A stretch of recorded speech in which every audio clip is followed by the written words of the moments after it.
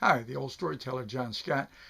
I was going to tell you the story of the Christmas ball and thought I would recite it again, but then I looked at the old version I did in 2013 and that kind of said it all. I'm just going to introduce it and insert it. This is the Christmas ball. Well, Christmas is coming soon. The stores, the houses are all decorated. There are TV specials and carols on the radio. All reminds me of a beautiful Christmas that happened to me a long, long time ago. I was still a little boy that year. It was 1951 when my mom called me away from my brothers and said, "We've got to have a little talk, son." She began to tell me that Santa wouldn't be stopping by.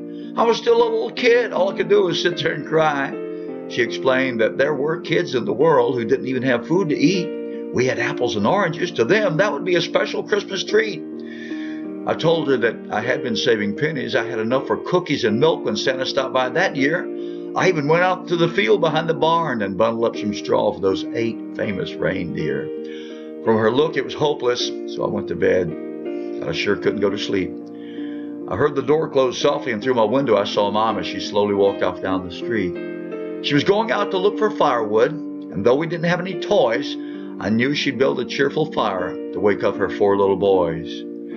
I did a lot of thinking that Christmas night about Santa, Christmas, and most of all, Mom. That's when I first realized that the joy, fun, and thrills of this season, she was where it all came from. The door closed again just before dawn, and then I heard the call.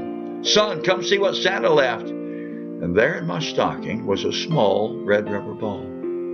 I knew she'd found it out there somewhere, lying on the street as she'd walked and cried through that lonely night with just sandals on her tired, cold feet. Through the years, I've had lots of gifts, large, medium, and small, but none I've ever treasured as much as that gift of love in the form of a small red rubber ball.